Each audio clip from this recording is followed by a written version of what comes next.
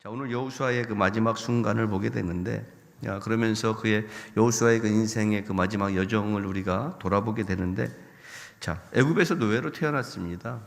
여호수아는 애굽에서 태어났고 사실은 노예로 태어났습니다. 그런데 그 모세라고 하는 걸출한 지도자를 만나게 되고, 그 모세라고 하는 지도자의 그 지도 아래에 여호수아는 용사가 됐죠. 전사가 됐습니다. 그래서 전쟁에 앞서 나가서 싸우는 전사가 됐고 그 장군이 됐죠. 그래서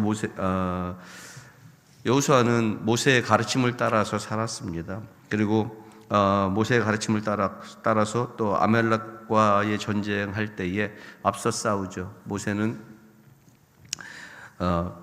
산에 올라가서 기도하고 있고 또 여호수아는 아말렉과의 전쟁에서 앞장서서 싸우고 있는 그러한 그 과정들을 우리가 보게 되는데, 자, 이렇게 여호수아를 잘 가르쳐서 전사를 만들었을 때에 그 여호수아는 하나님을 섬기는데 온전함을 가진 자가 되었다는 것입니다.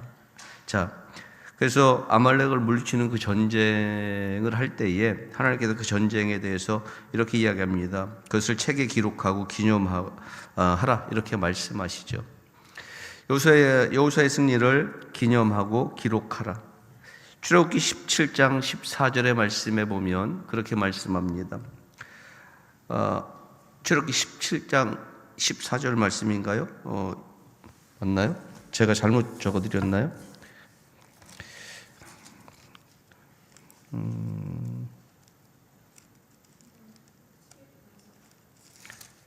출애굽기 17장 14절 말씀.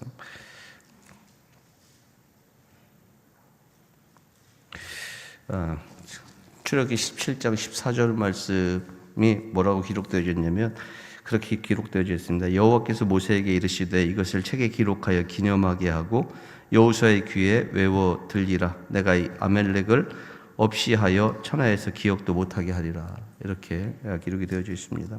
자, 여기 보면 그 여호수아가 아말렉과의 전쟁을 할 때에 그 전쟁의 모습을 어떻게 하냐면 책에 기록해서 기념하게 하고 그것을 여호수아의 귀에 외워서 들리게 하고 하나님께서 아말렉을 없이 하여 천하에서 기억도 못하게 하는 그 상황들을 여호수아가 기억하게 하라, 이렇게 하나님 말씀하셨습니다. 이 이야기는 곧 뭐냐면 이렇게 이것을 책에 기록하고 기념하라고 하신 그때부터 여호수아를 하나님은 모세의 후계자로 삼고 계신 거예요. 훈련하고 계신 것이죠. 자, 모세의 지시로 약속의 땅을 정탐하기도 했던 여호수아입니다. 12명의 정탐꾼이 갔지만은 그들 중에서 오직 여호수아와 갈렙만 하나님의 약속과 일치된 대답을 내놓습니다. 10명의 정탐꾼들은 뭐라고 말하냐면 젖과 꿀이 흐르는 땅이 맞고 거기에는 정말 좋은 것들이 있고 좋은 열매들이 있고 다 좋은데 거기는 안악자손이 있더라. 우리는 그들 앞에서 메뚜기 같더라 라고 이렇게 이야기를 하고 있는 것을 보게 되죠. 다만 여호수아와 갈렙만 뭐라고 말하냐면 하나님이 우리와 함께 하시면 이렇게 이야기합니다. 거기에 젖과 꿀이 흐르는 땅이 맞고 그곳은 하나님 우리에게 주신 약속의 땅이 맞다. 하나님이 우리와 함께 하시면이라는 그런 표현을 씁니다. 우리와 함께 하시면 우리가 능히 이길 수 있다는 것이죠. 여러분, 이 고백이 얼마나 아름다운 고백인지 모릅니다. 여러분들이 정말 이 땅을 살아가면서 신앙생활하는 모든 과정 속에서 여러분들의 신앙의 고백 앞에 하나님이 나와 함께 하시기 때문에 라고 하는 그 고백이, 내 인생을 책임지시는 하나님이라고 하는 고백이 여러분들의 인생 가운데 항상 머물러 있다면 하나님은 여러분들의 삶을 축복하실 때 부족함 없이 채워주실 줄 믿으시기 바랍니다. 근데 많은 사람들이 이 고백을 참 놀라울 정도로 아름다운 고백임에도 불구하고 나와 함께 하신 하나님에 대해서 날마다 우리는 기억하면서도 나와 함께 하시는 하나님을 내 하나님이라고 고백하기가 굉장히 어렵다는 것입니다. 왜? 항상 의심이 있습니다. 항상 의심이 있고 그 하나님이 나를 도우시고 그 하나님이 나를 채우신다라고 하는 확신이 우리 안에 부족하다는 것이죠. 그래서 항상 우리는 어떻게 하냐면 하나님이 우리와 함께 하시는데 그래도 나는 내가 뭔가를 해야 돼 라고 이야기하는 것이죠. 내가 해야 될 것들을 해야 하나님이 나를 책임져 주셔. 근데 하나님 앞에 서 있는 우리는 어떻게 하냐면 하나님이 나와 함께 하시기 때문에 그 하나님은 말씀에 약속하신 모든 것들을 내 인생에 이루어 주실 것을 확신하고 가는 여러분들이 되시기를 주님의 이름으로 간절히 축원합니다. 여러분, 오늘 보면 이 여호수아와 갈렙만 하나님이 약속하신 그 약속에 일치된 대답을 합니다. 오늘 본문은 그 모세의 후계자로 이스라엘을 오랫동안 신실하게 이끌던 여호수아가 백성에게 하나님의 구원 가운데 살아가라. 너희는 하나님의 구원 가운데 살아야 된다라고 하는 그 권면을 전하고 있는 것입니다. 하나님의 은혜 안에, 하나님의 구원의 은혜 안에 살아가야 된다라는 이야기를 하는 것이죠. 오늘 14절의 말씀이 뭐예요? 그러므로 이제는 여호와를 경외하며 온전함과 진실함으로 그를 섬기라. 너희 조상들이 강 저쪽과 애굽에서 섬기던 신들을 치워버리고 여호와만 섬기라. 여기에서 강조하고 있는 게 뭐냐면 여호와만 섬기라는 것입니다. 그 여호와만 섬기기 위해서 온전함과 진실함으로 해야 된다 라고 그렇게 이야기를 하고 있는 것이죠. 여러분, 여호수아의 말을 듣고 있는 이스라엘 백성들의 모습을 여러분 한번 생각해 보십시오. 유언 같은 이야기입니다. 모세의 유언 같은 그러한 이야기, 모세의 유언과 비슷한 그러한 이야기라고 이스라엘 백성들이 생각할 수도 있어요. 그런데 여호수아의 뒤를 이을 사람이 분명히 필요한데, 지금 보면 모세가 죽었을 때 이스라엘 백성들이 혼란했죠. 혼란에 빠지게 되죠. 혼란에 빠지게 되는데 그나마 하나님께서 누구를 선택하셨어요? 여호수아를 선택하시고 준비하셔서 여호수아를 통해서 어떻게 하셨어요? 내가 모세와 함께 했던 것처럼 너와 함께 할 것이다 라고 약속하셨죠. 그래서 모세의 그 공백을 없애고 여호수아를 통해서 가나안 땅을 정복할 수 있는 지도자를 삼아 주셨습니다. 그래서 여호수아를 기준으로 해서 여호수아와 함께 이스라엘 백성들은 요단강을 건너게 되는 것이죠. 근데 중요한 것은 뭐냐면 지금 여호수아가 이제 이 땅에서의 어떤 그 모든 그 사역들을 마무리하고 이제 하나님의 부르심을 앞에 두고 있을 때 이스라엘 백성들은 여호수아의 뒤를 이을 자가 누구냐는 겁니다. 굉장히 두려운 이야기입니다, 여러분. 굉장히 두려운 이야기. 그래서 여호수아 이후에 우리는 어디를 만나게 되냐면 사사기를 만나게 돼요. 사사기를.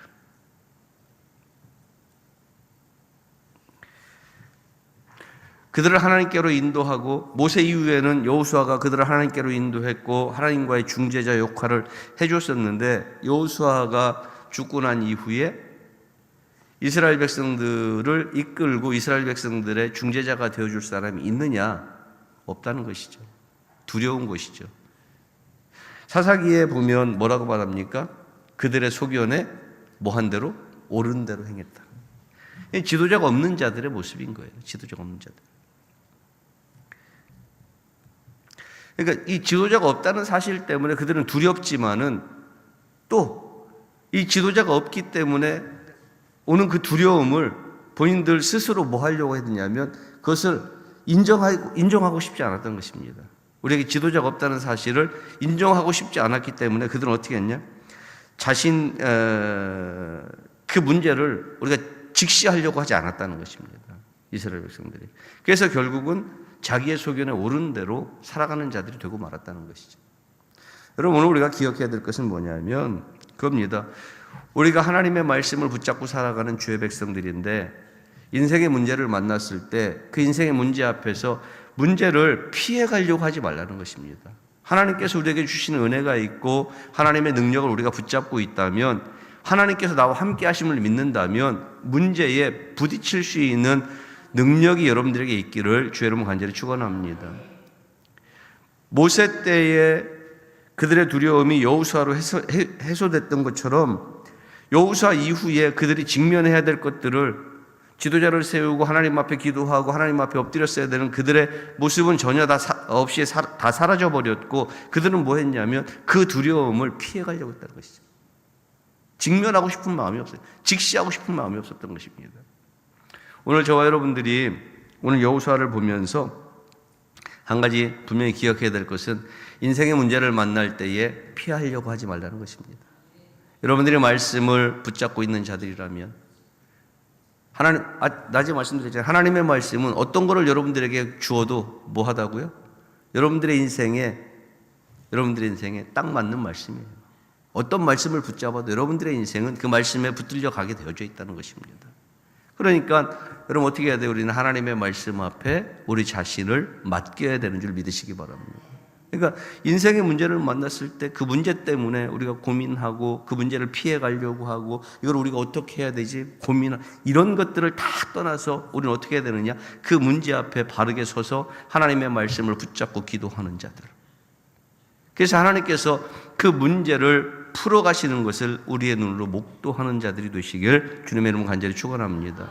이스라엘 백성들에게 하나님은 늘 그렇게 말씀하셨습니다. 홍해 앞에 서 있는 그 백성들에게도 너희는 가만히 있어서 뭐하라? 오늘 하나님이 구원하심을 너희가 눈으로 목도하라. 이렇게 말씀하셨습니다. 곤경에 처해 있는 이스라엘 백성들을 향해서 하나님이 하신 말씀은 하나님의 구원하심을 너희가 봐라. 이렇게 이야기합니다. 오늘 여러분들이 어떤 환경과 어떤 상황과 어떤 순간을 여러분들이 만난다 할지라도 여러분들은 하나님의 일하심을 볼 수 있기를 주 여러분 간절히 축원합니다. 여러분, 여호수아는 이스라엘 백성들에게 굉장히 중요한 것을 가르쳐주고 있습니다. 뭘 가르쳐주고 있냐면 하나님을 예배하는 것을 가르쳐주고 있습니다. 하나님을 예배하는 것. 오늘 예배에 대한 아주 중요한 것을 가르치는데 여기서 보면 섬긴다는 이야기에 섬긴다. 너희가 온전함과 진실함으로 그를 섬기라 이야기할 때 이 섬긴다라는 말이 예배라는 말로 우리가 이야기할 수가 있습니다. 예배라는 말로. 근데 보면 조상들이 섬기던 우상을 뭐하라? 제거하라. 여러분 우리가 우리의 생각대로 살아왔던 시간들을 잘라내고 어디로 가야 되냐면 하나님이 우리에게 말씀하시는 시간으로 돌아가야 되는 줄 믿으시기 바랍니다. 우리는 늘 우리가 생각하고 우리가 계획했던 길로 다 잠깐만 가고자 합니다. 그런데 우리가 생각하고 우리가 계획한 길로 가는 것이 아니라 우리의 계획을 잘라내고 그 다음에는 우리의 생각은 하나님의 손에 올려드리고 하나님의 계획을 듣는 순간 그 계획을 따라서 우리는 걸어가야 될 줄로 믿으시기 바랍니다. 그래서 항상 하나님이 우리에게 주시는 말씀 앞에 우리는 집중하고 있어야 되는 것이죠. 근데 여기 이야기하기를 조상들이 섬기던 우상은 제거하고, 그러니까 우리의 생각 속에 있는 잘못된 것들, 그리고 우리가 지금까지 우리의 생각대로 섬겨왔던 것들, 이런 것들은 다 어떻게 하라는 거예요? 이제는 제거하고 그 다음에 어떻게 하라? 온전함과 진실함으로 주님을 섬기라. 온전함과 진실함으로 섬기라. 여호수아는 그들을 구원하신 하나님을 온전함과 진실함으로 섬기라고 강조하고 있는데 여기서 이야기하는 것처럼 예배에 우리가 가져야 될 예배의 태도는 뭐냐면 온전함과 진실함입니다. 그 앞에 전제되는 것이 뭐냐면 우리가 하나님을 섬기기 위해서 우리가 가지고 있었던 잘못된 습성들, 우상처럼 섬겼던 것들을 우선 우리는 잘라내야 됩니다. 그러고 난 이후에 우리는 온전함과 진실함으로 하나님을 섬겨야 되는 것이죠. 자, 주님을 섬길 때는 이렇게 온전함과 진실함이 필요하다라고 이야기하고요. 그리고 이스라엘 조상들이 아브라함 때부터 유브라테스 강 그 저편에서 섬겨오던 우상과 애굽의 신들이 있지 않습니까? 그것은 뭐하라? 제거하라. 이렇게 말씀하는 거죠. 자, 여호수아의 오늘 이 가르침, 온전함과 진실함으로 예배하라, 우상은 잘라내라, 이 가르침이 그러면 그 당시에 이스라엘 백성들에게만 적용되는 이야기냐? 아니요, 지금 우리에게 똑같이 적용됩니다. 똑같이. 오늘날 그리스도인들에게도 똑같이 적용되는데 그렇게 적용되는 이유는 뭐냐면 하나님은 변함이 없기 때문에 그렇습니다. 그때의 이스라엘 백성들에게 말씀하신 하나님, 여호수아의 입을 통해서 말씀하신 하나님은 지금도 목회자들의 입을 통해서 말씀하시고 우리의 삶을 통해서 말씀하신다는 것이죠. 그리고 성경을 통해서 우리에게 말씀해 주고 있다는 것입니다. 그러니까 변함없으신 하나님, 그 하나님께서 지금도 변함없이 말씀하시는 거예요. 그러니까 그 당시에 여호수아를 통해서 말씀하셨던 그 말씀은 그때만 유효한 것이 아니라 지금도 살아 역사하시는 하나님의 말씀인 줄 믿으시기 바랍니다. 그래서 지금도 하나님께서 부르신 자들을 준비시키는, 여호수아를 준비시켰던 것처럼 지금도 이 시대에 필요한 자들을 준비시키시는 거예요. 레이 스테이드만이라고 하는 사람이 이런 이야기를 합니다. 그리스도인은 빈 그릇 이상의 존재입니다. 빈 그릇 이상의 존재라. 그들은 그 안에 무언가를, 아니 좀 더 정확히 말하자면 누군가를 담고 있습니다. 우리는 질그릇 안에 보물을 담고 있습니다. 아니 보물보다 더 귀한 초자연적인 권능을 담고 있습니다. 하나님은 우리를 그런 존재로 지으셨습니다. 질그릇 자체는 별거 아니지만 그 안에 담긴 보물은 값을 따질 수 없이 소중하고 초자연적이며 인류에게 알려진 그 무엇보다도 큰 능력을 가지고 있습니다.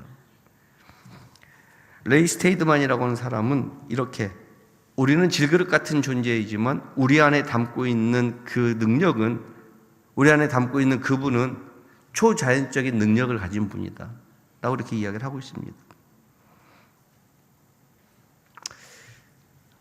오늘 비록 우리는 여호수아가 권면하던 시대의 이스라엘 백성들과는 다른 시대를 살고 있습니다. 전혀 다른 시대를. 그렇지만은 거룩함에 대한 하나님의 기준은 변함이 없다는 것이죠. 이게 오늘 우리가 꼭 기억해야 될 겁니다. 여호수아 시대 때 하나님 앞에 서야 된 그 백성들의 거룩함이나 오늘 이 시대에 하나님의 말씀을 붙잡고 서야 된 우리의 거룩함은 똑같아야 된다는 것입니다. 왜? 하나님의 거룩함은 변함이 없기 때문에.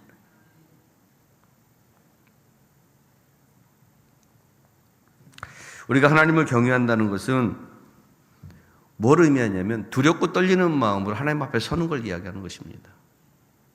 하나님을 경배하며 섬긴다, 경외한다 라는 그런 말이잖아요. 그런데 그 하나님 앞에 서는 우리의 모습은 뭐냐면 정말 두렵고 떨리는 모습으로 서야 되는 것입니다. 왜? 죄인된 자가 거룩하신 이 앞에 섰을 때 두렵고 떨림이 없다면 그건 말도 안 되는 얘기잖아요. 그래서 우리가 하나님을 경외한다는 것은 두렵고 떨리는 마음으로 하나님 앞에 서는 것이고요. 언제나 하나님의 임재 앞에 있으면서 하나님의 은혜를 항상 구하는 자들로 살아가야 되는 것입니다. 여러분 어떻습니까? 우리가 하나님의 이름을 부르고, 우리가 주 예수 그리스도의 이름을 부르고, 우리가 기도하고 말씀을 바라보면서 말씀의 도전을 받고 하나님의 말씀에 은혜를 입고, 그런데 도전받고 은혜 입고 하나님 앞에 서 있는 나 자신이 정말 두렵고 떨리는 모습으로 하나님 앞에 서 있고, 그런데 우리가 마땅히 그래야 되는데 우리의 인생이 그렇게 정말 하나님 앞에 서 있음을 인지하고 살아가고 있느냐? 우리가 살아가는 삶의 현장 속에서 나와 함께 하신 하나님이 계심을 우리가 인지하고 살아가느냐? 가장 중요한 이야기입니다, 여러분. 이스라엘 백성들이 항상 하나님과 함께함을 인지하지 못할 때 그들은 말씀에서 멀어졌습니다. 하나님의 법에서 멀어졌고, 그러면서 그들은 하나님으로부터 자꾸만 멀어졌죠. 마찬가지로 우리도 마찬가지입니다. 우리가 하나님과 동행하고 있고 하나님의 은혜 가운데 있다라고 하는 사실들을 인지하지 못할 때, 하나님의 말씀을 인지하지 못할 때, 도전을 주시는 그 말씀을 우리가 민감하게 받아들이지 못할 때, 그때 우리는 하나님으로부터 점점 멀어질 수밖에 없다는 것이죠. 여러분들이 잘 한번 생각해 보시기 바랍니다. 내가 말씀에 민감한가? 아니면 세상 일에 더욱더 민감한가? 세상 일이 바빠지고 세상 일이 잘 안 풀리는 거에 대해서는 막 어쩔 줄 몰라 하고 그러는데, 하나님의 말씀 앞에 서 있는 내가 하나님의 말씀을 지키지 못하는 거에 대해서는 무덤덤하고 있지 않는가? 많은 사람들이 하나님의 말씀을 지키지 않고 하나님의 은혜 안에 있지 못하는 것을 그냥 아무렇지도 않게 생각합니다. 왜 그럴까요? 민감하지 않으니까요. 하나님의 나라에서 우리가 어떤 존재인지를 우리가 알지 못하니까요. 저는 여러분들에게 이 한 가지를 꼭 부탁드리고 싶습니다. 내가 하나님의 나라에서 어떤 존재인지를 여러분들이 분명하게 기억하고 사시기를 주님의 이름으로 간절히 축원합니다. 왜 그래야 되느냐? 여러분들이 정말 그냥 내가 나 된 것이 아니라 내가 나되기 위해서 그냥 내가 예수 믿고 구원받았으니까라고 하는 아주 그냥 상투적인 이야기로 우리가 접근을 한다면 내가 어떤 존재인지를 여러분 모르는 것입니다. 여러분이 어떤 존재라는 것을 내가 확실하게 알려드리겠습니다. 여러분들은요, 여러분들 때문에 생명을 얻은 자가 아니라 주님이 죽어주심으로, 주님이 피 흘려주심으로, 주님이 당신의 생명을 우리에게 주심으로 여러분들은 생명을 얻은 자들입니다. 그러니까 이 생명은 내 생명이 아니라 주님의 생명입니다. 주님이 오늘 내게 그 생명을 주신 거예요. 그런데 우리는 내가 어떤 존재인가를 자꾸만 잊는다는 것이, 잊어버린다는 것이죠. 우리가 잊지 말아야 될 것은 나는 값없이 구원을 받았다라고 하는 그 생각에서 벗어나시기 바랍니다. 하나님 편에서, 우리 편에서 볼 때 값없이 구원을 받은 것이지 하나님 편에서 볼 때는 아들의 생명이라고 하는 엄청난 대가가 지불된 우리의 생명인 것입니다. 오늘 이스라엘 백성들의 모습을 우리가 다시 한번 생각합니다. 여호수아가 그들에게 왜 온전함과 진실함을 가르치고 있을까요? 시편 18편 25절의 말씀에 보면 그렇게 이야기합니다. 자비로운 자에게는 주의 자비로우심을 나타내시며 완전한 자에게는 주의 완전하심을 보이신다, 이렇게 이야기하는데, 여호수아가 하나님을 섬기는데 온전함이 필요하다라고 한 것은 다윗도 어떻게 표현했냐면 원수로부터 자신을 구원해 주시는 하나님을 이야기할 때에 이렇게 온전함으로 표현을 했습니다. 그래서 자비로운 자에게는 주의 자비로우심으로, 완전한 자에게는 주의 완전하심으로 이렇게 하나님께서 보이셨다, 이렇게 이야기죠. 사울에게서 자기 목숨을 구해주신 하나님께 정말 전심으로 감사드리는 그 다윗을 우리가 상상해 보면, 그 다윗은 늘 사울에게 쫓겨다녔잖아요. 쫓겨다니는 그 과정 속에서 죽음의 고비를 수없이 넘기는데 그 과정 속에서 자기를 지켜주시는 하나님이 계시다는 것을 알고 있는 것이죠. 그래서 자신에게 의로 갚아주셨다. 그러니까 사울에게 쫓기는 과정 속에서도 하나님을 의지하는 다윗에게 하나님은 뭐로 갚아주셨다? 의로 갚아주셨다, 이렇게 말씀하고 있습니다. 여호수아가 온전함이라는 이 강력한 표현을 이스라엘 백성들에게 쓴 이유는 뭐냐면, 이스라엘이 헌신하기는 헌신해요. 근데 건성으로 헌신합니다. 그들이 가나안 땅을 들어오고 가나안 땅에서 전쟁을 치르고 그들이 차지해야 될 땅을 차지 못한 부분들도 있고 아직도 전쟁 중에 있는 자들도 있고 여러 가지 복잡한 것들이 얽혀 있습니다. 그런데 이스라엘 백성들이 헌신하긴 하는데 형식적으로 헌신하는 것이죠. 그런데 그 형식적으로 헌신할 때에 치르게 될 대가를 염려하면서 하나님을 전심으로 섬겨야 된다라고 권면하는 것이 뭐냐면 온전함으로 해야 된다. 너희 마음, 하나님은 우리의 중심을 보신다라고 말씀하시잖아요. 우리의 형식을 보시는 하나님이 아니라 우리의 중심을 보시는 하나님이에요. 우리가 예배 드리잖아요. 이렇게 예배 드리는데 이 예배가 하나님 앞에서 우리가 정말 마음을 다하고 뜻을 다하고 힘을 다해서 우리의 중심이 하나님 앞에 올려지고 있냐를 생각해야 돼요. 2026년도 맞이했고 1월달 벌써 셋째 주인데 1월달 셋째 주 되니까 다음 주에는 넷째 주겠네 라고 생각하면서 이 시간이 지나면 이 또한 지나가는 시간이네 라고 생각하면 안 된다는 거예요. 오늘 이 예배가 여러분들의 인생의 마지막 예배가 될 수 있다고 생각하고 예배를 드려야 돼요. 그렇게 마음을 다하고 힘을 다하고 뜻을 다하고 여러분들의 최선을 다해서 온전하게 하나님을 섬겨야 되는 줄 믿으시기 바랍니다. 그 예배를 하나님이 받으시는 거예요. 그 예배를.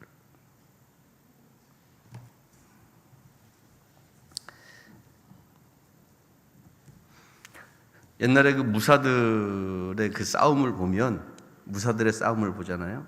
그러면 뒤에다가 배수진을 친 사람들은 뭘 하냐면 칼을 쫙 뽑으면 칼집을 내려놓지 않습니다. 칼을 들고 있습니다. 근데 더 이상 뒤가 없다라고 생각하는 사람은 칼을 뽑으면 칼집을 버립니다. 딱 두 손으로 칼을 잡습니다. 오늘 여러분들에게 필요한 것이 뭐냐면 여러분들의 인생에 칼집을 버려야 돼요. 오늘이 마지막이어야 돼요. 오늘이. 여러분들의 인생에 오늘이 마지막이어야 돼요. 왜? 이 예배가 여러분들에게 마지막이어야 되고 내일 아침에 새로운 시간을 우리에게 허락하시면 그 선물 같은 시간 앞에 감사하고 또 마지막 같은 하나님이 주신 마지막 인생이라고 하는 그러한 시간들을 우리는 살아내야 되는 것입니다. 이스라엘 백성들이 여리고 땅에 들어와서 그 이스라엘 백성들이 가나안 땅에 들어와서 이제 정착된 생활이 시작되면서 이스라엘 백성들이 이제는 괜찮다, 이만하면 훌륭하다라고 생각하는 그 순간에 여호수아가 무슨 이야기를 하는 거냐면 그 이야기를 하는 겁니다. 여호수아가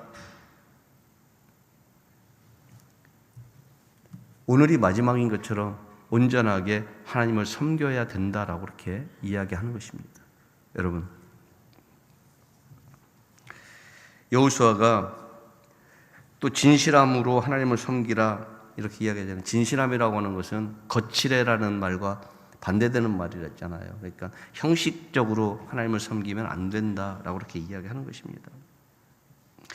자, 이 온전함과 진실함이라고 하는 이 말씀 안에는 뭐가 들어있냐면 이스라엘 백성들에게 경고의 의미가 담겨 있는 거예요. 경고성 메시지가 담겨 있는 겁니다. 너희들이 살아가는 삶의 현장에서 뭐가 필요하다는 거예요? 거칠애가 필요 없다는 거예요. 뭐가 필요한 거예요? 온전함과 진실함이 필요하다는 거예요. 하나님이 우리를 받으시는 것은 우리의 중심인 거예요. 온전함과 진실함인 거예요. 내가 살아가는 내 삶의 현장에서 내가 어떤 거칠애를 가지고 살아가느냐, 그게 중요하지 않다는 거예요. 그게 중요한 것이 아니라 온전히 하나님 앞에 집중하고 있느냐를 물어보는 거예요.